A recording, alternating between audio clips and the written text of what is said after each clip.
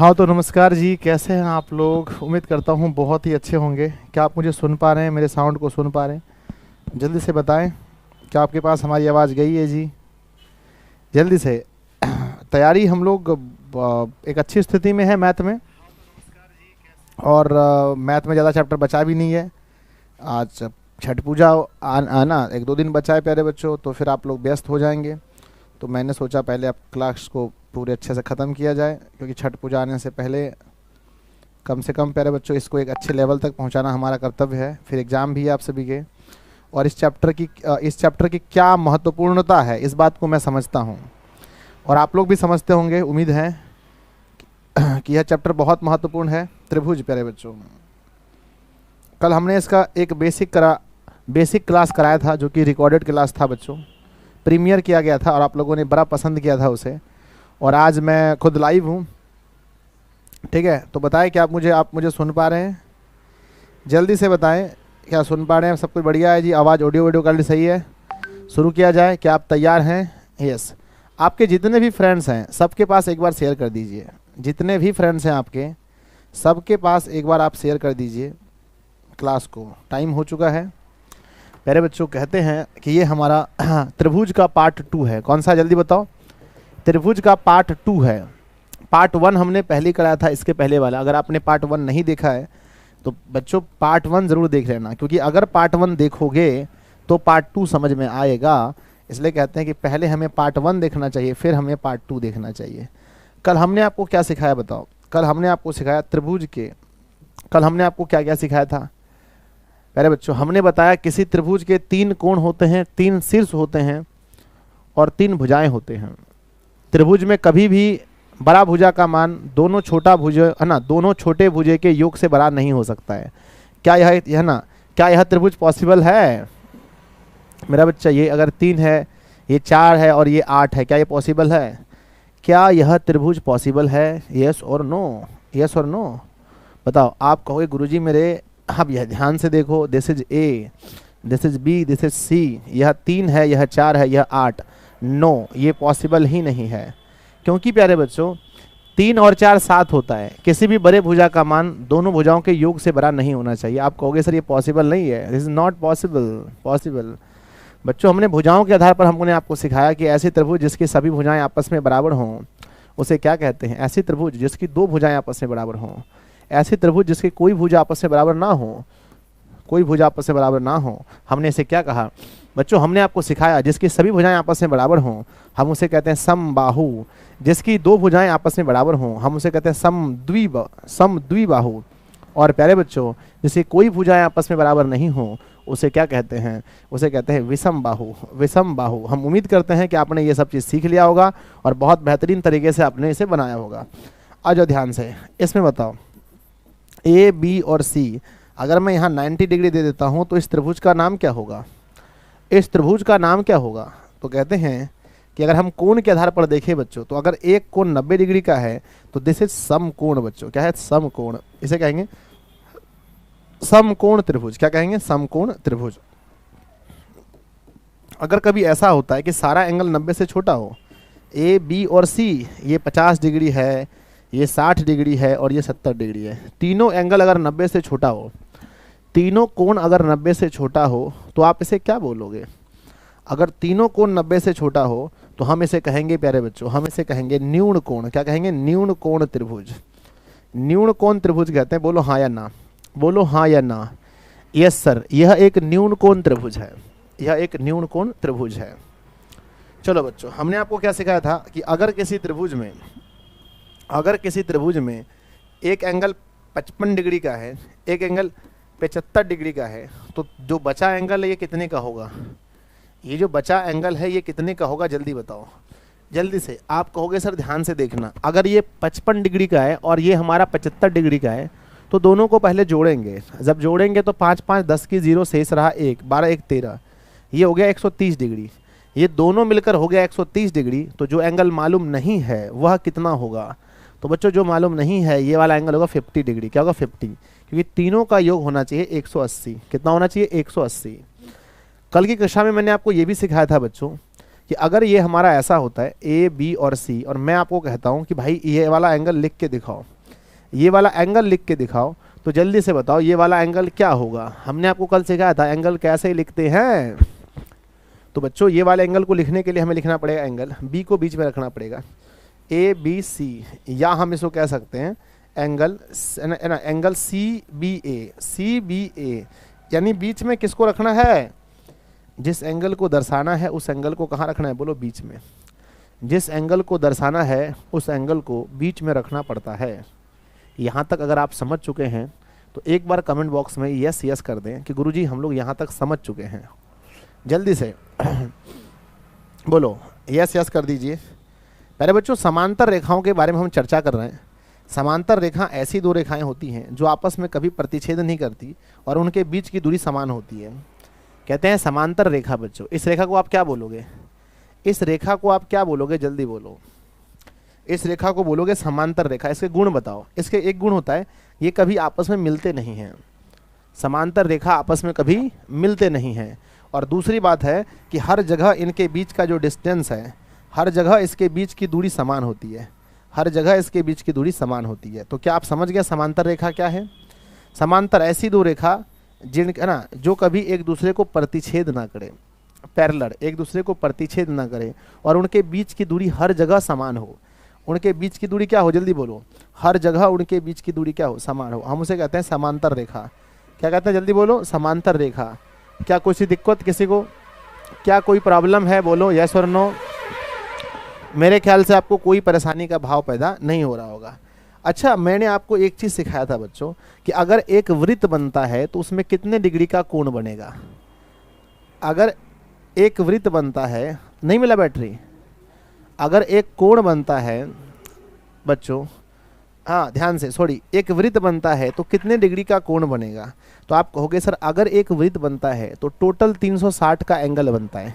अच्छा, मैं आप लोगों से एक रिक्वेस्ट करता हूँ, रिक्वेस्ट बच्चों करता हूँ कि आप सब लोग इस वीडियो को शेयर कर देना अपने उस ग्रुप में जिसमें आप जुड़े हुए हैं, ठीक है ना। ये 360 का होता है। अगर मैं आपसे पूछूं एक सवाल बच्चों कि यहीं पर पूरा वृत्त ना हो करके अगर अर्धवृत्त हो तो अब ये बताओ इस आधे वृत्त में कितने का एंगल बनेगा।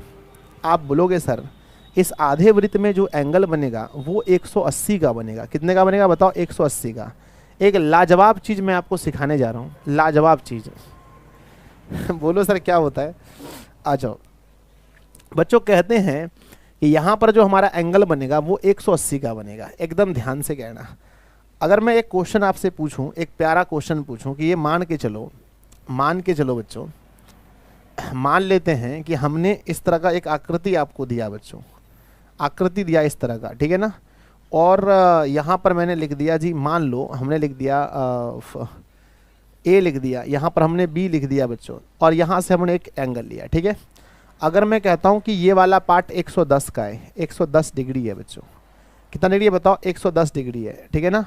तो आप ये बताओ ना, तो ये बताओ ना, मान के चलो ये है, तो ये वाला एंगल कितने का होगा, ये वाला एंगल कितने का होगा, जल्दी बोलो तेजी में। तो आप बोलोगे सर देखो ध्यान से कि यहाँ पर जो है ना, ये जो अर्धवृत्त है सर, ये क्या है, अर्धवृत्त है, और यहाँ पर टोटल जो एंगल बनता है वो 180 का बनता है, ठीक है ना। देखो 180 का बनता है, और ये अगर 110 है तो ये वाला एंगल कितने का होगा, बोलो 70 का होगा। कोई प्रॉब्लम किसी को, कोई प्रॉब्लम किसी को नहीं सर, कोई प्रॉब्लम नहीं है भाई। चलो अब एक बार ध्यान से देखना बच्चा। कहते हैं कि फिर से हमने एक ऐसी आकृति आपके लिए पेश की है, एकदम पेश की है बच्चों, और यहाँ पर हमने आपको दिया है, एकदम ध्यान से, यहाँ हमने दिया 40 डिग्री, और यहाँ हमने दिया जी, यहाँ हमने दिया जी 85 डिग्री, 85 डिग्री। तो ये बताओ कि ये वाला जो पार्ट, जो हिस्सा खाली है, इसका एंगल कितना होगा, खाली वाले हिस्से का एंगल कितना होगा, जल्दी बताओ। कहते हैं सब लोग लाइव नहीं देख पाते हैं, पर जो रिकॉर्डेड देखने में भी वही मज़ा आता है जो लाइव में आता है, सेम टू सेम मज़ा आता है हमारे पास। कहते हैं जी कि अगर इसको आप जोड़ोगे ना सर तो 8 4 12 होता है, यानी 125 डिग्री तो ये हो गया सर दोनों से। 125 अगर दोनों से हो गया, हमें 180 पहुंचाना है, तो बच्चों स्वाभाविक सी बात है कि ये 55 डिग्री का एंगल है। बताओ ये 55 डिग्री का एंगल है, देख लेना करके, 55 डिग्री का एंगल होगा। यस गुरुजी मेरे 55 डिग्री का एंगल है सर, बड़ा मज़ा आ गया। चलो कहते हैं बेसिक जो है ना आपका बड़ा अच्छा होना चाहिए, एक और प्रश्न लेकर के आते हैं। एक और प्रश्न है बच्चों, ये हमने एंगल दिया जी 1, अरे बीच से लेता है ना सर, वहाँ से कैसे लोगे आप? सही बात है बच्चा, यहाँ से लेता हूँ, बीच से लेता हूँ। ये लिखता हूँ मैं 60 डिग्री बच्चा, ये लिखता हूँ 20 डिग्री, और ये मैं लिख देता हूँ ना, ये मैं लिख देता हूँ मान के चलो 55 डिग्री। अब मैं आपसे ये पूछ रहा हूँ कि ये जो एंगल आप खाली देख रहे हो ना, ये वाला खाली हिस्सा कितना का है? इस बार बताओ, ये जो खाली है ये कितने का होगा? जल्दी से बताना और सोच समझ के बताना, गलत मत करना। ये वाला जो खाली एंगल में बता रहा हूँ ये कितने का होगा? ठीक है ना? आप बोलोगे सर कि टोटल 180 होता है, 60 और इसको जोड़ेंगे 60 80 हो गया, 8 5 13 135 हो गया। अगर ये 135 हो गया और हमें पुराना कितना है 180, इसका मतलब है कि 45 डिग्री और कम है। तो बच्चों ये वाला जो पार्ट है ना ये 45 डिग्री हो जाएगा। क्या हो जाएगा? 45 डिग्री। बोलो हाँ या ना, हाँ या ना कर दो। यस सर 45 डिग्री हो जाएगा। चलो आगे बढ़ते हैं। अब इन्हीं प्रश्नों को हम जरा गौर से देखें, जरा गौर फरमाएं बच्चों। अगर प्रश्न इस तरह से दिया रहे, इस तरह से दिया रहे और यहाँ पर ऐसा लिखा रहे कि ये वाला हिस्सा 2x है बच्चा, ये वाला 3x है। ध्यान देना, यहाँ पर हमने O कहा, यहाँ पर हमने x रख दिया, यहाँ पर A और यहाँ पर B। क्वेश्चन में पूछा गया कि आप एंगल बताओ, आप एंगल AOX का मान बताओ क्या होगा? AOX का मान क्या होगा? आप तुरंत बनाना चाहोगे, तुरंत। AOX का मान क्या होगा? जल्दी से बताओ। ठीक है बच्चों, AOX का मान अगर आप देखोगे समझ में नहीं आ रहा सर, कोई दिक्कत नहीं, आप समझो भी मत, मैं समझा भी नहीं रहा हूँ इसमें आप क्लास करोगे नहीं, बीच में आके समझ में नहीं आ रहा है तो तुम्हारी गलती है बच्चा। ध्यान दो, कहते हैं कि अगर ये बच्चों x नहीं होता, अगर ये x के पदों में नहीं होता तो मुझे पता है कि ये वाला एंगल और ये वाला एंगल दोनों एंगल जोड़ करके ध्यान से, दोनों एंगल को जोड़ करके 180 होता है। बोलो हाँ या ना, 180 होता है। अब आप ध्यान से इसको जोड़ के देखो, 3 और 2 कितना होता है? 5x। 5x बराबर 180 होता है। अब आप 5 से इसे कटाओगे तो 36 बार में कटेगा, तो x की वैल्यू बच्चों 36 आ गई। अब ध्यान से देखो, आपसे ये नहीं पूछा कि x का मान क्या होगा, आपसे ये पूछा गया है कि AOX क्या होगा। तो आप AOX को पहले ध्यान से देखो, A यानी कि यहाँ, O मतलब यहाँ, X मतलब यहाँ, ये वाला एंगल पूछा गया, ये वाला। तो बच्चों ये वाला एंगल है कितना? आप बोलोगे सर 3x है, 3x है। एक x की वैल्यू कितनी है? 36। तो कहेंगे जी angle AOX is equal to 3x। Then कह सकते हैं 3 गुणा 36 बराबर का हमारा 36 या 108 डिग्री होता है। देखो अगर आपका आंसर 108 डिग्री आया है वो परफेक्ट है बच्चों, 108 डिग्री हमारा आंसर होगा, देख लेना आप। अरे दोनों नहीं पूछा है, सिर्फ एक पूछा है। अब ये 108 डिग्री अगर ये है तो स्वाभाविक सी बात है कि ये वाला 72 डिग्री होगा, क्योंकि दोनों मिलकर 180 होना है ना। तो मुझे ऐसा लग रहा है कि आपको समझ में आ रहा है चीज़ें। ठीक है, आ जाओ, बढ़ते हैं आगे। नेक्स्ट समझिए, एक और प्रयास करते हैं। ठीक वही का ना, वही क्वेश्चन में एक और प्रयास करते हैं बच्चों। ठीक है ना, ध्यान से। कहते हैं कि ये हमारे पास है जी x, ये वाला है जी 3x और ये वाला है हमारा 5x। मान लीजिए 5x है, ठीक है ना। अब इसमें से जो एंगल पूछा जाएगा आप वही बताओगे। O A B X Y angle पूछा गया है, XOY का मान क्या होगा? XOY का मान क्या होगा? मुझे ऐसा लग रहा है, हाँ सर गुरुजी, हाँ एक बार शेयर करने के लिए बोलिए आज ही सब लोग शेयर कर दो, बच्चा कह रहा है शेयर करने के लिए बोलिए सर। चलिए, आप में एटीट्यूड आ गया सर, पूरा एटीट्यूड भरा है बच्चों, पूरा अंदर तक भरा है एटीट्यूड। क्या कर सकते हैं हम? हाँ आप अपनी गलती तो कभी बताओगे नहीं, अपनी गलती तो कभी नहीं बताओगे कि मैं डेली क्लास नहीं करता हूँ, मैं समझने का कोशिश नहीं करता हूँ, मैं घर में पढ़ता नहीं हूँ, ये तो तुम नहीं बोलोगे। टीचर के अंदर एटीट्यूड आ गया, ये तो आप बिल्कुल बोलोगे आ जाओ ध्यान से। कहते हैं जी कि अगर हम इस एंगल को जोड़ते हैं, इसको और इसको जोड़ते हैं तो हमारा 180 होता है। हाँ, तो 3x और 5x प्लस 3x प्लस का x is equal to 180 degree होता है। अगर हम इसको जोड़ें बच्चों तो 5 और 3 8 होता है, 8 एक 9 होता है, 9x बराबर 180 होता है। कहते हैं कि 9 से अगर हम इससे कटाएं बच्चों तो 9 दूनी 18, यानी x का मान 20 डिग्री आ गया। कितना आ गया? 20 डिग्री, है ना। क्या गया जल्दी बताओ? 20 डिग्री आ गया। एक बात बताओ, अगर x का मान 20 डिग्री है और हमसे पूछा क्या गया है, पूछा गया है एक्स ओ वाई, क्या पूछा है X O Y. X O Y को आप ध्यान से देखो बच्चा, एक्स ओ वाई यही है ना, X O Y, X O Y यही है ना, एक्स ओ वाई 3x है, तो कहेंगे जी 3x और 1x का मान है 20, 20 गुना करेंगे तो 60 डिग्री आ जाएगा। बताओ कितना आ जाएगा, जल्दी बताओ। 60 डिग्री आपका आंसर आ जाएगा, 60 डिग्री आपका आंसर आ जाएगा। ठीक है, चलो कोई दिक्कत किसी को? मेरे ख्याल से कोई दिक्कत नहीं होना चाहिए। तो इस तरह से आप नॉर्मली क्वेश्चंस को हल कर सकते हैं। आज आगे बढ़ जाए, आगे बढ़ जाए। देखो बच्चों, हमने आपको ये पढ़ाया था कि त्रिभुज के तीनों कोणों का योग 180 होता है, बोलो हाँ या ना। यहाँ पर एक चीज़ आपको सीखना है, एक चीज़, क्योंकि ये बड़ा इंपॉर्टेंट चीज़ है। आ जाओ, हम कहते हैं कि ये वाला जो एंगल है और ये वाला जो एंगल है, ये वाला है बच्चों है ना 50 और ये है 60। ठीक है, अब ध्यान से बताना ये वाला एंगल क्या होगा, C और ये D। इसमें बताओ कि जिस एंगल को मैंने टच किया है, क्या किसी के पास इसका जवाब है? इस एंगल का मान क्या होगा, जरा सोच के देखना।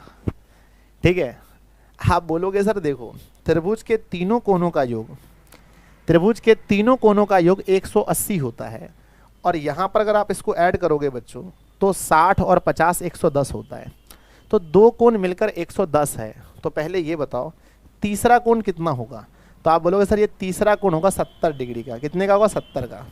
तो सबसे पहले ये तीसरा फाइंड करो ना आप, 70 का होगा। अब आपको मैंने ये चीज़ पढ़ाया है बच्चों कि किसी भी आधे वृत्त में 180 का कोण बनता है, बोलो हाँ या ना। यस सर, कहीं पर भी अगर आधा वृत्त है बच्चों तो वहाँ 180 का एंगल बनता है। और आप यहाँ पर देख सकते हो कि ये वाला एंगल 70 का है, तो ये 110 का होगा। अरे भाई ये क्या हो गया, अचानक लाइट चले गई। रुक जाओ बच्चों, रुक जाओ, रुक जाओ। तो आपने क्या देखा कि अंदर में हमारा पहले जो नहीं मालूम था हमने उसको निकाला, फिर आधा वृत्त वाला नियम वहाँ पर लगा के देखा तो नॉर्मली बन गया। मेरे ख्याल से सबका आंसर 110 आ गया होगा, कोई परेशानी का भाव नहीं हुआ होगा। एक थोड़ी देर रुक जाएं, ये ऑन होने वाला है। अचानक से लाइट जाने पर कभी कभी ऐसा होता है। चलो सर, पेपर में कैसे क्वेश्चन आएगा आप, मैं जो पढ़ा रहा हूँ ना, आप शांति से पढ़ो। पेपर में क्या आएगा नहीं आएगा वो मत सोचो, क्योंकि ऐसा नहीं है बच्चों कि मैं कहीं से उठ के आगे आपको पढ़ाने लगा। हमने बहुत चीज़ फील किया है, देखा है। आ जाओ, तो हम यहीं थे ना, तो हमने क्या बोला कि ये वाला वैल्यू होगा 110। 110 समझ में आया आपको, बोलो हाँ या ना। चलो आगे बढ़ते हैं, अगले प्रश्न की ओर बढ़ते हैं। एक और प्रश्न ऐसा ही लेते हैं। कहते हैं एक और प्रश्न हमने ऐसा ही लिया बच्चों, एक और प्रश्न लिया। यहाँ मैंने एंगल बढ़ा दिया, ध्यान से देखना, बढ़ा दिया यहाँ पर। अब यहाँ पर मैंने दे दिया जी 85 है ना, यहाँ हमने दे दिया भाई 65 डिग्री, और यहाँ पर हमने दे दिया, यहाँ पर दे दिया हमने 70 डिग्री। अब ये बताओ कि ये वाला एंगल कितने का होगा, ये वाला एंगल कितने का होगा, ए बी सी, और ये हमने बोला डी। तो बताओ जी एंगल डी ए सी का मान क्या होगा, एंगल डी ए सी का मान क्या होगा। ठीक है, तो आप देखो जल्दी जल्दी से बताना। आप बोलोगे सर देखो पहली बात है कि त्रिभुज के तीनों कोणों का योग 180 होता है। अगर ये वाला एंगल हमारा 60 है, ये वाला 65 है, दोनों को जोड़ेंगे तो होता है 135। 135 होता है, और हमें पता है कि त्रिभुज के तीनों कोणों का योग 180 है। तो सबसे पहली बात है सर कि ये वाला जो एंगल है, ये वाला जो एंगल है, ये 45 का हो जाएगा, ये 45 का हो जाएगा, और हमें सर ये वाला एंगल चाहिए। अब यहाँ पर आपको पता है ना कौन सा नियम है, यहाँ पर कौन सा नियम है, तो यहाँ पर नियम होता है कि एक अर्धवृत्त पर 180 का एंगल बनना चाहिए। अब यहाँ पर अगर ये 45 बन रहा है तो ये 135 बनेगा, ये 135 बनेगा। ठीक है ना बच्चों, क्या आपने एक चीज़ देखा, क्या आपने एक चीज़ देखा, बोलो क्या, कि जितने भी अंदर में कोण का योग होता है वही बाह्य कोण का मान होता है। सर कैसे बच्चों देखो, उस समय याद करो कि जब 60 और 50 को जोड़े थे तो 110 आया था, और हमारा आंसर भी 110 आया था, है कि नहीं। अब यहाँ देखो, इसको और इसको हमने जोड़ा तो 135 आया, तो हमारा आंसर भी 135 आया। यानी हम कह सकते हैं कि बाह्य कोणों का योग बराबर दोनों अंतः कोणों का योग। बोल सकते हैं क्या? बोलो बोलो बोलो बोलो। तो क्या हम ऐसा लिख सकते हैं यहाँ पर कि बाह्य है ना, त्रिभुज के बाह्य कोण का योग, त्रिभुज के बाह्य कोण है ना, बाह्य कोण सॉरी है ना, त्रिभुज के बाह्य कोण का मान, बाह्य कोण का मान उसके दोनों अंतः कोणों के, उसके दोनों अंतः कोण, उसके दोनों अंतः कोणों के योग के बराबर होता है, योग के बराबर होता है। इसको लिख लेना कॉपी पर, बराबर होता है। अब अगर ऐसा प्रश्न आएगा तो आपको कितना सेकंड लगेगा बनाने में? अब आप ये चीज सोचो कि अब अगर ऐसा क्वेश्चन आता है तो आपको कितना समय लगेगा? मेरे ख्याल से बहुत कम, बहुत कम। ठीक है। अब प्यारे बच्चों, मैं एक सवाल पूछता हूं आपसे, आप जवाब देना। हमने कहा कि ये एक त्रिभुज है, ध्यान से देखना, यह एक त्रिभुज है, इस तरह से हमारा एक त्रिभुज है। यहां पर प्यारे बच्चों एंगल हमारा 70 डिग्री का है, ठीक है, और यहां पर हमारा एंगल क्या है? 50 डिग्री का है। और मैंने आपसे प्यार से पूछा कि भैया ये बताओ ये वाला एंगल कितना होगा? ये हमने ए दिया, हमने बी दिया, और हमने सी दिया, हमने डी दिया। आपसे मजाक में पूछ लिया कि डी सी ए का एंगल बताओ कितना होगा? डी सी ए का एंगल कितना बताओ? आप बोलोगे सर डी सी ए का एंगल यानी बाह्य कोण है ये सर, बाहर में है ना, त्रिभुज के बाहर है। तो आप बोलोगे सर बाह्य कोण का जो मान होता है उसके अंदर दोनों अंतः कोणों के योग के बराबर होता है। तो 50 और 20 कितना हो गया? अरे ना सॉरी, 50 और 70 120 होता है। तो दिस इज बच्चों 120, 120 आंसर होगा, देख लेना आप लोग। सही है सबका? हाँ जी, सबका आंसर बिल्कुल सही है, 120 हमारा आंसर होता है। बढ़ जाए आगे? हाँ सर बढ़ जाओ, आ जाओ। लेकिन ऐसे भी प्रश्न आएंगे जो आपको परेशान भी कर सकते हैं। किस प्रकार से? ध्यान दीजिएगा। कहते हैं कि एक यहाँ क्वेश्चन दिया गया है, एकदम प्यार से देखना। अगर मैं यहाँ पर आपको कह देता हूँ कि ये 130 है, एकदम समझने की बात है, यहाँ पर घबराने की बात नहीं है, और मैं ये कह देता हूँ कि ये वाला एंगल 80 डिग्री का है, 80 डिग्री का है, तो क्या आप बाकी के कोण निकाल सकते हैं? बाकी के कोण बच्चों निकाल सकते हैं, हाँ या ना? बोलो। अगर ऐसा फिगर दिया गया है और आपसे पूछा गया है कि एंगल बी ए, यहाँ पर ना सी देना पड़ेगा, सॉरी बच्चों, सी यहाँ दे दी, बी ए, सी का मान क्या होगा? पहली बात है, अगर कोई बच्चा बना सकता है तो मुझे बताओ कि बी ए सी का मान क्या होगा। अब आप सोचोगे, आपके मन में 2-3 चीजें आएंगी बच्चों। पहला तो आप ये जानते हो ना कि दोनों अंतः कोणों का योग बराबर बाह्य कोण होता है, सही बात है ना?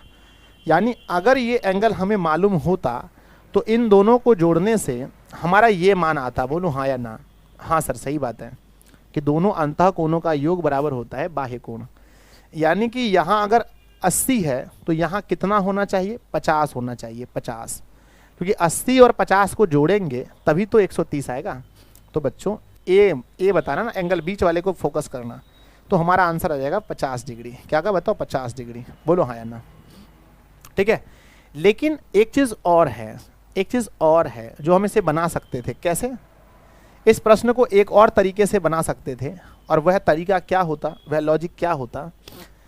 अगर ये ए है और ये बी है और ये सी है और ये डी है, और यहां पर हमें बोला गया है कि ये वाला जो वैल्यू है बच्चों वो 130 है और ये वाला 80 है, तो आप एक चीज बताओ कि आपने क्या सीखा है कि जहां पर बच्चों आधा वृत्त बनेगा वो 110 होगा, सॉरी 180 होगा, माफ करना 180।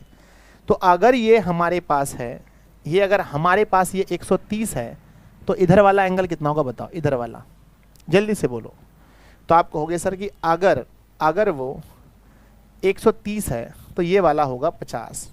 अब आपने एक और नियम पढ़ा है कि त्रिभुज के तीनों कोणों का योग 180 होता है, त्रिभुज के तीनों कोणों का योग 180 होता है। तो यहाँ 80 है और यहाँ 50 है, तो ये वाला अपने आप 80 और 50 को जोड़ेंगे तो 130 होता है, तो ये अपने आप निकल जाएगा 50। ठीक है ना? तो आई होप आपको ये दोनों कॉन्सेप्ट समझ में आया होगा और आप इजीली कर पाते होंगे, कोई परेशानी का भाव नहीं होगा। बताओ, जो हमने सिखाया क्या आप सीख पाए? यस, आ जाओ, ठीक है ना। तो हम कह सकते हैं कि भाई मेरे, अब अगर अगला क्वेश्चन पूछा जाए, एक और प्रश्न अगर आपके लिए दिया जाए कि चलो और आप बढ़िया से सीख लो चीज़ों को, आ जाओ, एक और क्वेश्चन आपकी सेवा में हम पेश करते हैं। क्वेश्चन लिखा गया है 140 डिग्री, 140 डिग्री यहाँ लिखा गया है और यहाँ कह रहे हैं भाई 60 डिग्री है, तो जो जो एंगल बचा है उसको जल्दी से फाइंड करो, जल्दी फाइंड करो। तो this is A, this is B और दिस इज सी और ये आपका डी है बच्चों। तो पहले आप सोचो, वही नियम है ना कि बाह्य कोण बराबर होता है दोनों अंतः कोणों का योग। तो अंदर में एक ही कोण तो है। आप कहोगे सर अगर दूसरा कोण होता, अगर दूसरा कोण होता तो ये 60 है तो ये होता 80। क्या होता? 80, क्योंकि तभी तो दोनों जोड़ करके 140 होगा, तभी तो 140 होगा, क्योंकि 60 रहने पर 80 होना चाहिए, 60 और 80 तब तो 140 होगा। और यहाँ पर अगर बच्चों, अगर ये 140 है और मैं इसे घुमा के आधा वृत्त बना दूं, आधा वृत्त बना दूं, तो आधा वृत्त में 180 का एंगल बनता है और वो पहले से ही 140 है। तो दिस इज बच्चों 40 डिग्री, 40 डिग्री, ठीक है ना। तो आपका आंसर एक होगा 40 डिग्री और एक होगा 80 डिग्री। क्या आपका यही उत्तर आया है? हाँ बताओ, यस यस, ठीक है ना। अगर आपको ये कॉन्सेप्ट समझ में आया प्यारे बच्चों, तो एक बार सब लोग लाइक बटन पर क्लिक करें और अपने दोस्तों को शेयर भी करें, सब लोग, ताकि आपका परिवार बड़ा प्यारा लगे, बड़ा अच्छा लगे। चलो सब लोग एक बार फटाफट से लाइक वगैरह कर देंगे। हाँ, क्योंकि मैंने देखा अभी 500 लाइक भी नहीं हुए हैं। खैर कोई नहीं, होता है। तो क्या आप नेक्स्ट कॉन्सेप्ट को समझने के लिए तैयार हैं? क्या आप चाहते हैं कि नेक्स्ट कॉन्सेप्ट हो? यस, आ जाओ बच्चों, नेक्स्ट समझते हैं। कहते हैं कि जब दो रेखाएं प्रतिच्छेद करती हैं, जब दो रेखाएं एक दूसरे को प्रतिच्छेद करती हैं तो कितना कोण बनता है? बताओ, इनके बीच में कितने एंगल्स बने हैं, कितने कोण बने हैं? आप कहोगे सर इसके अंदर में 4 कोण बने हैं। सबसे पहला जी फर्स्ट, ये है जी फर्स्ट, ये है जी सेकंड, ये है जी थर्ड और ये है जी फोर्थ। यानी कि कितने कोण बने हैं? 4 कोण बने हैं, है ना। तो 4 कोण बने हैं। अब सबसे पहली बात यह है कि अगर दो रेखाएं प्रतिच्छेद करती हैं एक दूसरे को तो टोटल एंगल 4 बनता है। मैं आपको प्यार से एक बात पूछता हूँ, गुस्सा मत होना। ये हमने लिखा ए और ये हमने लिखा जी बी और ये हमने लिखा जी सी और ये हमने लिखा डी और बीच में लिखा ओ, ठीक है। एंगल ए को लिख के दिखाओ, एंगल ए को लिख के दिखाओ। आप बोलोगे सर एंगल ए को लिखना बड़ा आसान है, कैसे लिखना है बताओ, है ना। अगर फर्स्ट को लिखने के लिए तो सर ओ को बीच में रखना पड़ेगा, ओ को बीच में रखना पड़ेगा। फर्स्ट को कैसे लिखेंगे? लेंगे ए ओ सी। तो बच्चों ए ओ सी आप तुरंत पलटवार करोगे, सर आप ही ने तो सिखाया है, ऐसे भी तो लिख सकते हैं, ऐसे भी तो लिख सकते हैं कि जिसको दर्शाना है बीच वाला हमेशा बीच में होगा। ऐसे भी लिख सकते हैं ना, सी ओ ए, ऐसे भी आप लिख सकते हो। तो ये तरीका है पहले एंगल को लिखने का, फर्स्ट एंगल को लिखने का। एक बच्चा कह रहा है कि सर ए ओ बी, अबे बी में कहाँ घुसे जा रहे हो? हाँ, बात कहाँ की हो रही है, आप कहाँ लिख रहे हो? ठीक है, चलो। तो बच्चों हमने बोला एंगल ए को लिखने के लिए, यानी हमने बात की इस वाली चीज़ की, इसकी, यहाँ से यहाँ ये वाली चीज़ की बात हो रही है, ये वाली चीज़ की, ध्यान से देखना, ठीक है। तो बीच में कौन आ रहा है? ओ आ रहा है, बीच में ओ आ रहा है, ठीक है। उसी प्रकार से अगर मैं कहूँ बच्चों कि दूसरे एंगल को लिख के दिखाओ, दूसरे को, ये वाले एंगल को लिख के दिखाओ, ये वाले, तो क्या कहेंगे? सी ओ बी, है ना, बीच में ओ तो आना ही है।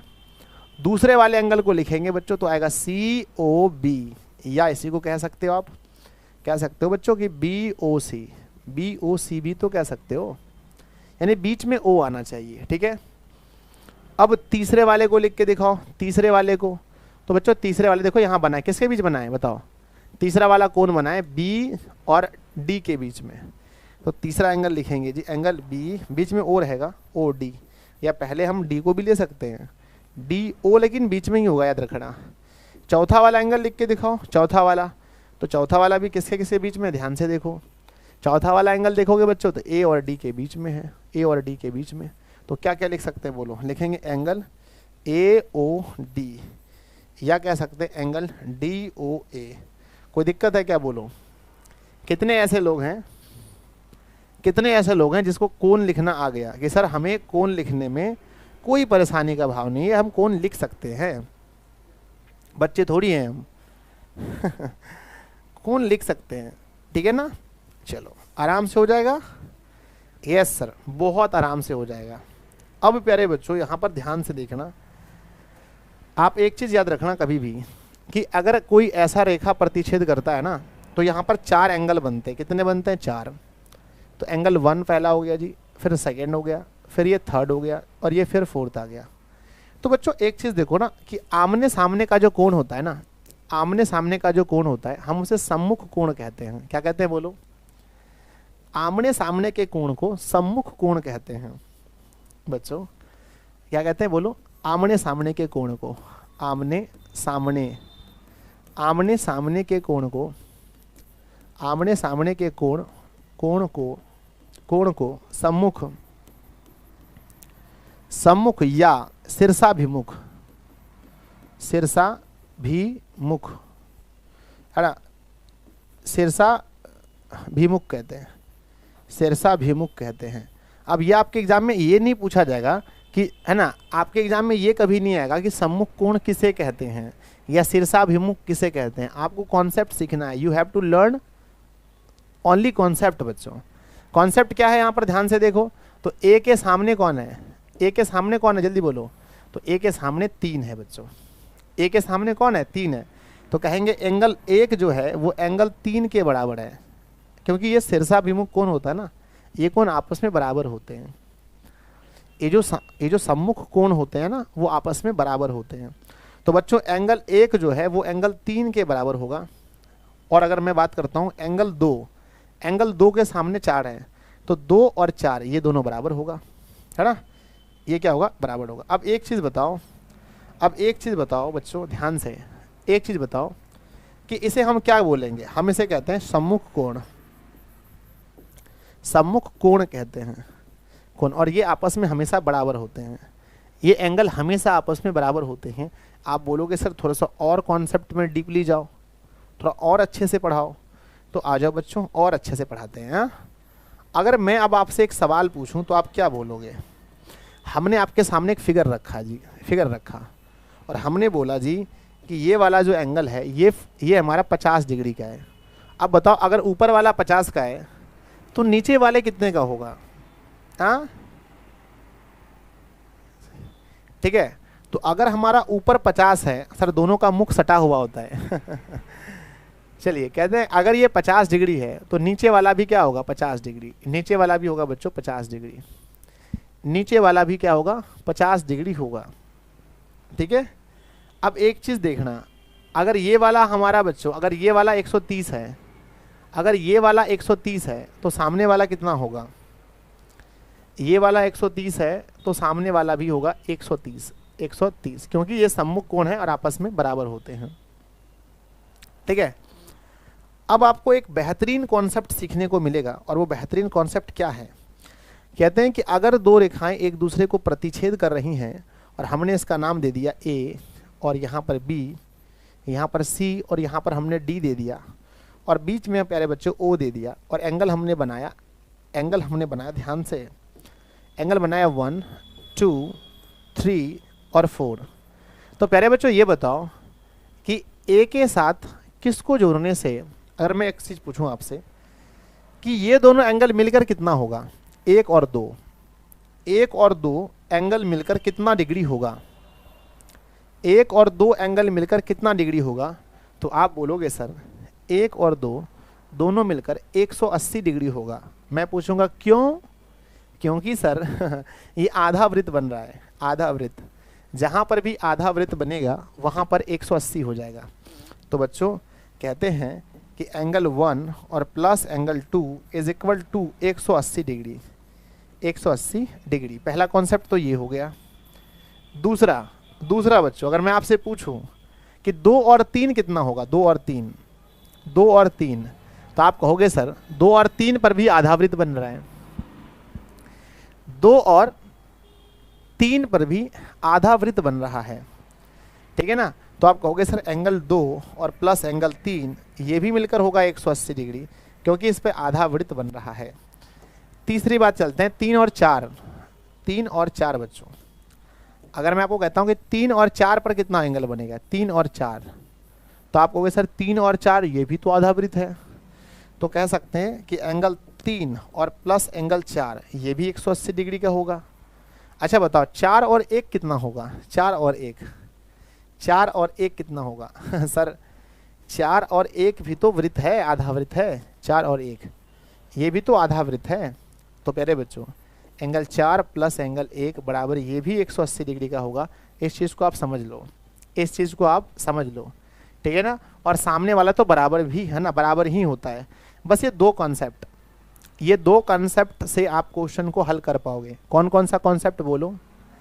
देखो सर जब भी ऐसे क्वेश्चंस को हल करने हैं आपको दो कॉन्सेप्ट चाहिए। पहला बच्चों कौन कौन सा कौन बराबर है, कौन कौन सा कौन बराबर है, बराबर का कॉन्सेप्ट। और दूसरा बच्चों उसके योग का कॉन्सेप्ट, योग का कॉन्सेप्ट, योग का कॉन्सेप्ट, ये आपको मालूम होना चाहिए। मैं आपको एक सवाल पूछता हूँ, अगर इसमें से कोई एक एंगल आपको दिया जाए तो क्या आप सारे एंगल निकाल दोगे। हाँ सर बिल्कुल, इसमें यही फ़ायदा होता है, ऐसे प्रश्न में बड़ा फ़ायदा होता है। अगर आपको एक भी एंगल मालूम हो, अगर आपको एक भी एंगल मालूम हो ऐसे प्रश्नों में, तो this is A, this is B, C और ये डी बच्चों। अगर ऐसे कॉन्सेप्ट में एक एंगल मालूम हो कि ये 70 डिग्री का है ना, चलो ध्यान रखते हैं, है ना 70 का है, तो बाकी सारा एंगल निकल जाएगा क्या, बोलो। सर कुछ नाम तो दो इसका, चलो नाम देते हैं बच्चों। इसका नाम देते हैं 1, इसका नाम देते हैं 2, इसका नाम देते हैं 3, इसका नाम देते हैं 4। चलो जल्दी बताओ, अगर एक हमें मालूम हो तो बाकी सारे निकल जाएंगे कैसे बोलोगे सर देखो ये 70 है ना, तो सामने भी 70 होगा, तो कहते हैं जी कि एंगल 1 का मान भी 70 होगा। क्यों, क्योंकि वो सम्मुख कोण है और सम्मुख कोण हमेशा बराबर होता है। तो अगर ये 70 है तो ये वाला भी 70 होगा। और हमने आपको एक कॉन्सेप्ट बताया था कि जहाँ पर भी जोड़ने से बच्चों 180 का कॉन्सेप्ट है। यहाँ देखो ध्यान से, यहाँ देखो, ये इसको अगर जोड़ेंगे एक और दो को जोड़ेंगे तो 180 आना चाहिए। तो हम कहेंगे जी एंगल 1 और प्लस एंगल 2 दोनों को जोड़ेंगे तो 180 आना चाहिए। इसमें से हमें एंगल 1 मालूम हो गया है 70 degree, plus angle 2 is equal to 180। अब हम 70 को माइनस करेंगे 180 में, तो एंगल 2 बराबर 180 में से हमारा 70 गया तो बच्चों 110 बचा। क्या बचा, 110। तो एंगल 2 का मान क्या होगा बताओ, 110। तो ये है बच्चों एंगल 2 का मान 110। एक चीज़ अब मैं आपसे और पूछता हूँ ध्यान से, ये हो गया 110 डिग्री एंगल 2 का मान। अब ये 110 है तो सामने भी 110 ही होगा ना, 110 हो जाएगा। समझ गए, समझ गए, बोलो हाँ या ना। बिल्कुल बिल्कुल, चलो हो गया, हो गया बताओ।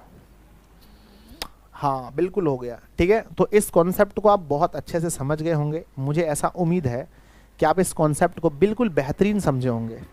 आ जाओ एक और प्रश्न लेते हैं, उसमें भी आपको एक ही चीज़ मालूम होगा, आपको कोई एक चीज़ मालूम होगा और आप सभी प्रश्नों को आप सभी को बताओगे। आ जाओ, हमने यहाँ पर क्या लिखा ध्यान से, हमने एक फिगर बनाया प्यारे बच्चों, और फिगर में हमने यहाँ लिखा ए और यहाँ पर लिखा बी, ये सी है और ये हमारा डी है, ठीक है। अगर मैं बात करता हूँ यहाँ पर 1, इसका नाम 2, इसका नाम 3 और इसका नाम 4। प्यारे बच्चों मैंने यहाँ पर एक कॉन्सेप्ट रखा है, ये हमारा है 55 डिग्री का, एंगल 1 55 का है, आपको 2 3 4 सब निकालना है, आपको 2 3 4 सब निकालना है, जिसमें से ए मालूम है 55 डिग्री का है, ठीक है ना। पहला मालूम है कि ये हमारा 55 डिग्री का है, ठीक है। आ जाओ, तो आप बोलोगे सर ये अगर वो 55 का है ना, एक 55 का है ना, तो सामने 3 भी 55 का होगा, क्योंकि आमने सामने बराबर होते हैं। तो एंगल 3 बराबर क्या हो जाएगा, 55 हो जाएगा, क्योंकि ये सम्मुख कोण है। अब आप देखोगे 1 और 2 को, दोनों को मिला के 180 होना चाहिए। एंगल 1 प्लस एंगल 2 बराबर 180 होना चाहिए। तो एंगल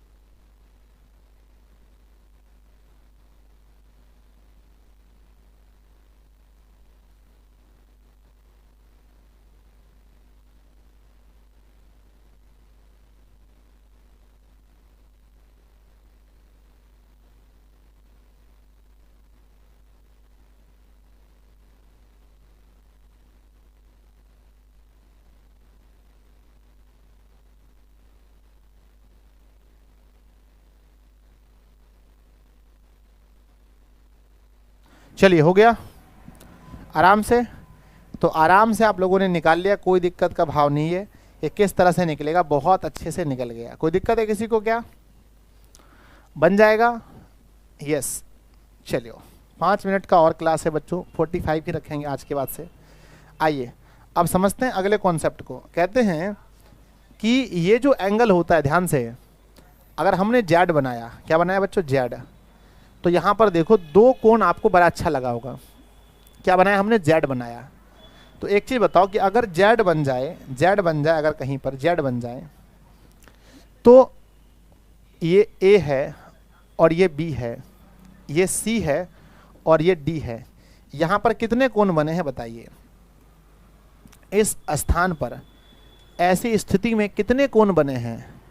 आप कहेंगे सर ऐसी स्थिति में 2 कोण बने हैं। पहला कोण जो यहाँ बना है, दूसरा कोण जो यहाँ बना है। ध्यान से देखो, इसको लिख के दिखाओ। सर ये कोई बड़ी बात थोड़ी है लिखना है बच्चों, तो ए बी को बीच में रखना है, तो लिखना है ए बी सी, या कह सकते हैं सी बी ए। अच्छा इसको लिख के दिखाओ, इसको नीचे वाले को, यहाँ पर बीच में सी रखना है। एंगल सी है तो बीच में सी रखना है। तो उधर से लो बी सी डी, है ना, B C D, B C D, या कह सकते हैं कि सी सॉरी, या फिर कह सकते हैं क्या, डी सी बी। लिखना सीख गए? बताओ। दो है ना, 2 एंगल बना और दोनों एंगल को आप लिखना सीख गए, हाँ या ना? आप बोलोगे सर यस, दोनों एंगल को हम लिखना सीख गए, कोई दिक्कत का भाव है नहीं। पहले बच्चों जान करके बड़ा अच्छा लगेगा आपको, जान करके आपको बहुत अच्छा लगेगा कि एंगल एंगल एंगल यहाँ पर ये वाला, यानी कि ये वाला एंगल 1 कहते हैं, इसको 2 कहते हैं। एंगल 1 और एंगल 2 दोनों आपस में बराबर होते हैं। एंगल 1 और एंगल 2 दोनों आपस में बराबर होते हैं। लेकिन आप मुझे बताओ इस एंगल को कहते क्या हैं? ठीक है क्वेश्चन हमेशा कॉन्सेप्ट पर आता है, आप किताब रटने के चक्कर में मत पड़ो। इसे कहते हैं बच्चों एकांतर कोण। क्या कहते हैं? एकांतर कोण, ठीक है ना।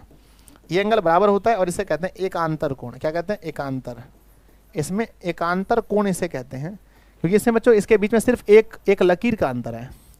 इसके बीच में सिर्फ एक लकीर का अंतर है, इसलिए हमें एकांतर कहते हैं। एक का अंतर यानी एकांतर कहते हैं। हिंदी व्याकरण में पढ़े थे, एक और जोड़ अंतर, अंतर बराबर क्या होता है? एकांतर। तो एक का अंतर है यहाँ पर, ठीक है ना। आ जाओ अब इस फिगर को थोड़ा सा और अच्छे करते हैं। देखो मैं ये समझता हूँ कि आपको कुछ नहीं आता है, इसलिए मैं पढ़ा रहा हूँ। अगर मैं यहाँ पर थोड़ा सा चेंज कर दूँ कि ये वाला जो बताया आपने एकांतर है, फिर यहाँ पर मैं ऐसा कर दूँ, अच्छा तो बताओ बच्चों, अगर मैं बीच को अभी टच नहीं कर रहा हूँ, मैं बाहर बाहर जा रहा हूँ, कितने एंगल बने? ठीक है ना, कितने एंगल बने मैं पूछ रहा हूँ। ये एंगल 1 है बच्चों, ये एंगल 2 है, ये एंगल 3 है और ये एंगल 4 है। एक बात मैं आपसे पूछता हूँ, कौन कौन सा एंगल बराबर है? बोलो कौन कौन सा। तो आप बोलेंगे सर, ध्यान से देखना, आप बोलोगे है ना, आप बोलेंगे कि एक जो है एंगल 1 जो है वो एंगल 3 के बराबर है। एंगल 1 क्योंकि ये एक ही रेखा के है ना, एक ही रेखा के ऐसे रेखा है, इधर और इधर एक ही रेखा के विपरीत दिशा में बना है, एक के नीचे एक के ऊपर। तो कहेंगे सर एंगल 1 बराबर होगा एंगल 3 के, ठीक है ना, एंगल 3 के। क्या बोलकर बराबर होगा बोलो? तो आप बोलोगे सर बोलेगा एकांतर हैं हम। दूसरा एंगल 2 बराबर होगा एंगल 4 के, एंगल 2 बराबर होगा एंगल 4 के। क्या बोलकर होगा बताओ? तो आप कहेंगे सर एकांतर कोण है। कौन सा कोण है? एकांतर कोण। एकांतर कोण जो होते हैं वो आपस में बराबर होते हैं, वो आपस में क्या होते हैं? बराबर होते हैं, ठीक है। चलो समझ गए आप लोग? बिल्कुल। अब हम और आगे बढ़ते हैं, आपको और थोड़ा अच्छा कॉन्सेप्ट समझाते हैं। आइए कहते हैं कि अब इस बार हम पूरी तरह से हम इस पर जान डालेंगे, इस पर हम पूरी तरह से हम इस पर जान डालने वाले हैं और हम आपको बताएंगे कि टोटल कितने एंगल बने। अब यहाँ पर बोलो टोटल कितने एंगल बने होंगे जल्दी से। A B C D O, यहाँ पर टोटल कितने एंगल बने होंगे? तो आप कहोगे सर ध्यान से देखना, टोटल एंगल अगर बने होंगे यहाँ पर, तो ये फर्स्ट है, तो ये ऐसे कहते हैं 1 2 3 4 5 6, 7, 8। टोटल एंगल की संख्या बच्चों 8 है, यानी 4 कोण चारों कोने पर और 4 बीच में, 8 एंगल टोटल है। इसमें कौन कौन से बराबर हैं, कैसे कैसे क्या है आपको बताना है, ठीक है ना। 8 एंगल है, ध्यान से बच्चों। मैंने क्या बोला आपको कि सबसे पहला नंबर 1 देखो, फर्स्ट नंबर 5 बराबर होगा 7 का, तो एंगल 5 बराबर होगा एंगल 7 का। और देखेंगे 5 बराबर होगा 7 का और 6 बराबर होगा 8 का, कहेंगे एंगल 6 बराबर होगा एंगल 8 का। कौन से नियम से बोलो, तो कहेंगे सर इसका, इसे कहते हैं एकांतर कोण। क्या कहते हैं बोलो, एकांतर कोण कहते हैं, एकांतर कोण कहते हैं, बोलो हाँ या ना। यस। अब दूसरा तो हमने पढ़ाया प्यारे बच्चों कि ये सामने वाला कोण बराबर होता है, 1 का बराबर 3 होगा, 2 का बराबर 4 होगा। सामने वाला कोण भी क्या होता है, बराबर होता है। तो आप कहोगे सर 1 का बराबर 3 होता है, ठीक है, और 2 का बराबर 4 होता है। किस नियम से बोलो, है ना, 2 का बराबर 4 होता है, ये किस नियम से होता है। तो आप कहोगे सर इसे सम्मुख कोण, सम्मुख कोण आपस में बराबर होते हैं, सम्मुख कोण आपस में बराबर होते हैं, ठीक है। बाकी का कॉन्सेप्ट हमें पता है, बाकी का कॉन्सेप्ट हमें बहुत पता है जी, कि ये है ना कि इन तीनों का योग एक है ना 180 होगा, क्योंकि यहाँ एक त्रिभुज बन रहा है, ध्यान दो, यहाँ पर एक त्रिभुज बन रहा है, और त्रिभुज जब भी बनता है तो उसके कोणों का योग 180 होता है। तो अगर मैं आपसे पूछूं बच्चों 1, 5 और 6 मिलकर कितना होगा, 1, 5 और 6 मिलकर क्या होगा, एंगल 1, एंगल 5 और एंगल 6 मिलकर क्या होगा। तो आप बोलोगे सर ये सब मिलकर होगा 180 डिग्री, ये सब मिलकर के होगा 180 डिग्री। अब फिर मैं नीचे पूछ लूँ आपसे, नीचे पूछ लूँ बच्चों कि 3, 3, 7, 8, नीचे क्या है 3, 7, 8, नीचे वाला त्रिभुज में क्या है 3 प्लस एंगल 7 और प्लस एंगल 8 बराबर ये भी होगा 180 डिग्री, बराबर क्या होगा 180 डिग्री, बराबर 180 डिग्री। अब बाकी का कॉन्सेप्ट तो हम आपको समझाए ही हैं बच्चों कि एंगल 1, 2 मिलेंगे तो आधा वृत्त पर बना है, तो एंगल 1 प्लस एंगल 2 तो ये भी 180 हो जाएगा, है कि नहीं। एंगल 1 और 2 ये भी 180 डिग्री का हो जाएगा। आगे फिर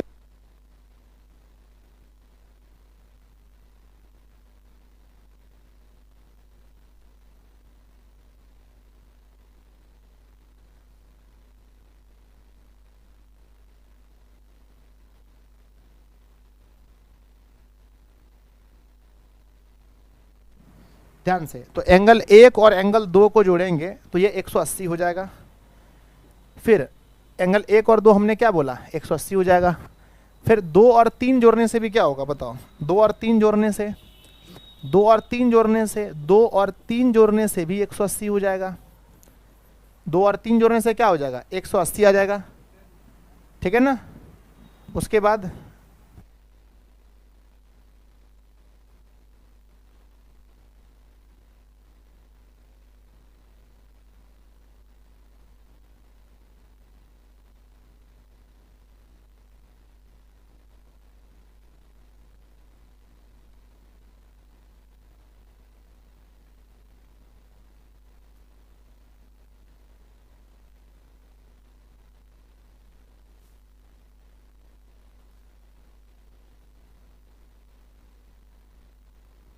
तो भी हमारा 180 डिग्री ही होता है।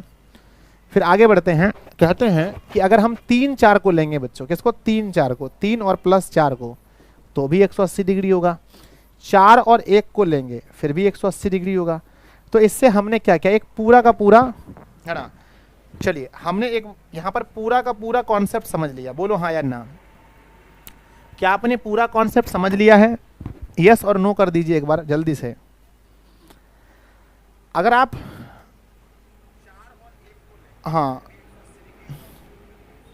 चलो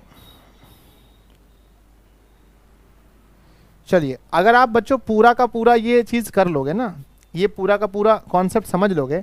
अब ये बताओ कि 8 एंगल निकालने के लिए कम से कम आपको कितने एंगल पहले से चाहिए बताओ, कम से कम। ये 8 एंगल निकालने के लिए बच्चों कम से कम आपको पहले से कितना एंगल चाहिए, लास्ट कॉन्सेप्ट है ना, यहाँ पर लास्ट क्वेश्चन है, इसके बाद कल बात करेंगे बच्चों, ठीक है।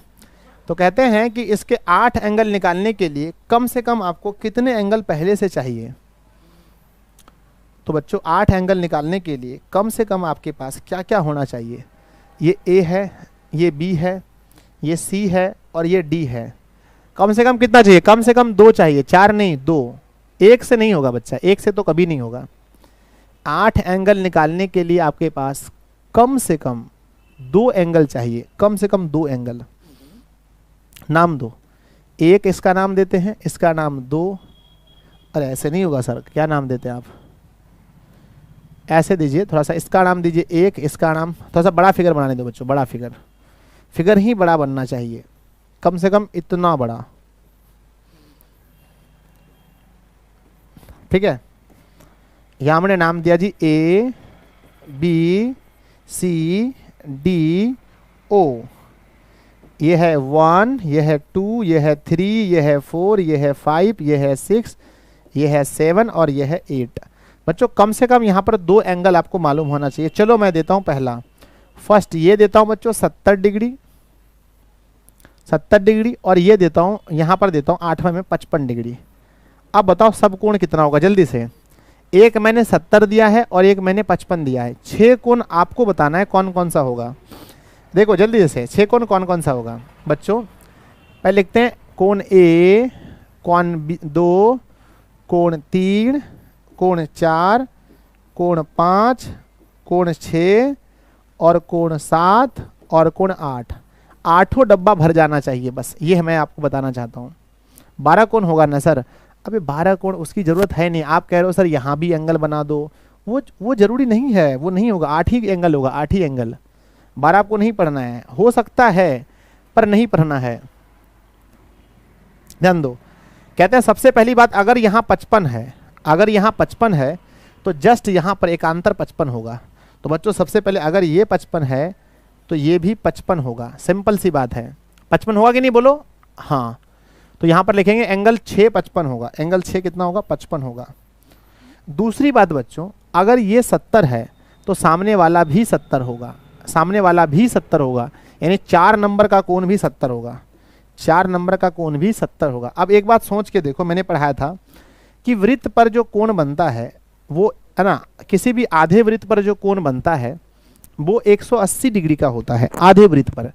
तो अगर ये हमारा 70 का है तो एंगल एक होगा 110 का, क्योंकि दोनों मिलकर 180 होना है, दोनों मिलकर 180 होना है। तो 70 में कितना जोड़ना होगा? 110, यानी यहाँ जो एंगल 1 है बच्चों, 1 वाला हो जाएगा 110, 1 हो जाएगा 110, 1 हो जाएगा 110।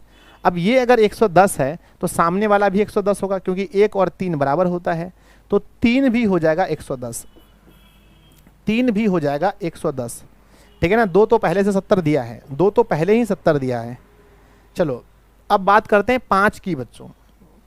अब हम 5वें नंबर एंगल की बात करते हैं। आप ये बताओ मुझे कि अगर ये हमारा 55 है और ये हमारा 110 है, हमने क्या बोला था? यहाँ एक त्रिभुज बनता है। क्या बनता है? त्रिभुज। यहाँ एक त्रिभुज बनता है, त्रिभुज, और त्रिभुज में 2 कोण हमें मालूम है, एक है 55, एक है 110। 55 और 110 होता है 165। 165 में और कितना जोड़ेंगे कि 180 हो जाए? कितना जोड़ें कि 180 हो जाए? तो बच्चों उसमें जोड़ना पड़ेगा 15 डिग्री। कितना जोड़ना पड़ेगा? 15 डिग्री। तो कह सकते हैं कि एंगल 5 हमारा 15 डिग्री का होगा। एंगल 5 कितने का होगा? 15 डिग्री का। तो एंगल 5 होगा बच्चों 15 डिग्री का। और अगर एंगल 5 15 है तो 5 के सीधे इस पार में 7 भी होगा 15, 7 भी होगा 15। 8वां नंबर एंगल तो निकल गया होगा, 8वां तो 55 पहले से ही मालूम था। ठीक है, तो आई होप आपका सारा क्वेश्चन बन गया होगा, सारा क्वेश्चन बन गया होगा, मैं ऐसा उम्मीद करता हूँ। ठीक है जी, बिल्कुल ठीक है। चलिए अब आज का कॉन्सेप्ट यहाँ पर रहा। कल हम इसके बाद एक चीज़ और पढ़ाएंगे आपको। कल ये वाला कॉन्सेप्ट पढ़ाएंगे बच्चों कि संगत कोण क्या होता है। कल ये वाला कॉन्सेप्ट पढ़ाएंगे, ये वाला, क्योंकि ये बहुत इंपॉर्टेंट कॉन्सेप्ट है। ये वाला कॉन्सेप्ट कल पढ़ाएंगे। इसके बाद बच्चों आपको पढ़ाएंगे समरूप। समरूप हड़बड़ी नहीं ना किसी को, बताओ किसी को ऐसा नहीं कि सर जल्दी जल्दी पढ़ा दो। सर्वांग सम। उसके बाद बच्चों पढ़ाएंगे समानुपातिकता, समानुपातिकता का प्रमेय, समानुपातिकता का प्रमेय, समानुपातिकता, समानुपातिकता पढ़ाएंगे। इसके बाद बच्चों चौथे में पढ़ाएंगे आपको समानुपातिकता के बाद पढ़ाएंगे मतलब कि उसके बाद important questions, important questions. Important questions. उसके बाद बच्चों प्रमेय, लास्ट में पढ़ाएंगे प्रमेय। प्रमेय पढ़ा देंगे, थेल्स प्रमेय, पाइथागोरस प्रमेय, जो भी प्रमेय होता है, जितना प्रमेय होता है प्रमेय पढ़ा देंगे, ठीक है ना। तो बच्चों अभी टाइम है इसमें, है ना, ज़्यादा हड़बड़ी तो नहीं है ना। देखो कुछ चीज़ें हैं बच्चों, ध्यान दो। अगर मैं कहता हूँ कि अगर मुझे बांस का घर बनाना है तो तुरंत बन जाता है, लेकिन एक अच्छा बिल्डिंग बनाने में टाइम लगता है बच्चों, एक अच्छा बिल्डिंग बनाने में टाइम लगता है। वही चीज़ है, अगर मैं आपको जैसे तैसे पढ़ा दूंगा कि ये त्रिभुज है ना रे, इससे पलड़ा हमारा परा नहीं है, पहले त्रिभुज को प्यार से पढ़ो। कहते हैं कि अगर कोई कांटा वाला रास्ता होता है ना तो धीरे धीरे, मतलब कि थोड़ा सा क्या होता है बच्चों कि बच बच के निकलना पड़ता है, बच बच के निकलना पड़ता है, ठीक है ना। चलो वेरी गुड बच्चों, बच बच के निकलना पड़ता है। चलो अब क्या बचा है हमारे पास। अब बच्चों देखो, शाम की क्लास में अच्छे से नहीं ले पा रहा हूँ, ना साइंस वाली क्लास, साइंस हमें ख़त्म करना है और वो क्लास अच्छे से नहीं हो पा रही है, ठीक है ना। उसके पीछे का रीज़न क्या है कि प्यारे बच्चों, रीज़न क्या है कि मैं 2-3 क्लास लेकर के पहले थक जाता हूँ, शाम के लिए क्वेश्चन बैंक बनाने में थक जाता हूँ, इसलिए मैं चीज़ों को पढ़ नहीं पाता हूँ ढंग से। तो मैं प्यारे बच्चों रेस्ट लेना चाहता हूँ थोड़ा सा संस्कृत की क्लास से, संस्कृत व्याकरण की क्लास से मैं रेस्ट लेना चाहता हूँ।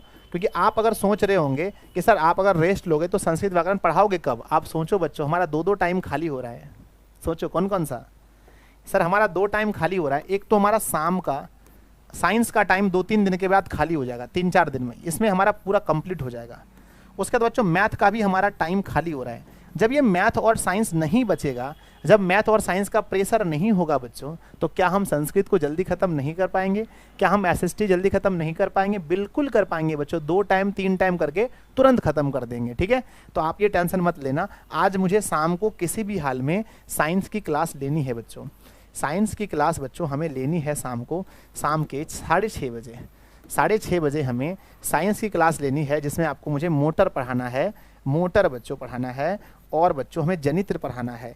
इसीलिए मैं रेस्ट लेना चाहता हूं ताकि ये शाम की क्लास अच्छी हो जाए, ठीक है। तो wish you all the very best बच्चों, आप लोग घर पर मेहनत कीजिए, पढ़िए। संस्कृत कक्षाएं को हमने ड्रॉप करता है अभी मैं नहीं लूँगा। और जो लोग हमारे पेड क्लास में नहीं जुड़े हैं, पेड क्लास में जो लोग नहीं जुड़े हैं वो लोग ज़रूर जुड़ जाएं। आज का हम PDF डाल देंगे, आज वाला इंपॉर्टेंट है ज़्यादा, तो डाल देंगे, ठीक है ना। चलो जो लोग नहीं जुड़े हैं, जो लोग साइंस की क्लास में नहीं जुड़े हैं बच्चों, सॉरी पेड क्लास में नहीं जुड़े हैं, आप लोग ज्वाइन होकर रहिए ताकि आपको हम सब कुछ दे पाएँ। कहते हैं ज्वाइन होने के लिए 7700879453 पर आप बच्चों व्हाट्सअप करें या फिर हमें कॉल करें, कॉलिंग करें। क्योंकि पता है बच्चों ऑफलाइन का भी मतलब ऑफलाइन में भी बहुत प्रेशर है हमारे ऊपर, सिलेबस खत्म करने का बड़ा प्रेशर है, जल्दी जल्दी खत्म करना पड़ रहा है, ठीक है। तो इस पर कॉल करके या व्हाट्सअप करके जुड़ जाएं। 251 फीस है बच्चों हमारे व्हाट्सअप ग्रुप का, इसमें आपको ऑल सब्जेक्ट का PDF मिलता है, नोट्स मिलता है ऑल सब्जेक्ट का, ठीक है ना। जो लोग नहीं जुड़े हैं अभी कॉल करके जुड़ जाएं। मिलते हैं शाम की कक्षा में बच्चों, शाम की कक्षा में क्वेश्चन बैंक के साथ 5:30 बजे मिलेंगे। अगर नहीं मिल पाए तो डायरेक्ट मिलेंगे 6:30 बजे, डायरेक्ट 6:30 बजे मिलेंगे, ठीक है ना। अगर ये क्लास नहीं हो पाया तो डायरेक्ट 6:30 बजे मिलेंगे, फिर हमारा बहुत अच्छा क्लास होगा, ठीक है ना। लव यू बच्चों, मिलते हैं शाम को। जय हिंद। आप लोग नीचे कमेंट कीजिएगा आज का क्लास आपको कैसा लगा। हम उम्मीद करते हैं आपको आज का क्लास बेहतर लगा होगा। कल फिर मिलेंगे इसी टाइम पर और मैथ को पढ़ेंगे, ठीक है। बाय सभी को।